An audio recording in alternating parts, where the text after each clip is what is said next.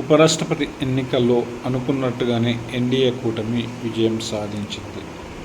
అందులో భాగంగా 788 స్థానాలు ఉన్నప్పటికీ అందులో 7 స్థానాలు రాజీనామా ఇతర కారణాల వల్ల 7 లేకపోవడంతో 781 మంది ఓట్లు ఉన్నాయి. ఈ 781 ఓట్లలో 4 బీఆర్ఎస్ ఎంపీలు, 7 బీజేడీ బిజు జనతాదళ్ పార్టీ నాయకులు ఎన్నికల్లో పాల్గొనమని ప్రకటించడం జరిగింది.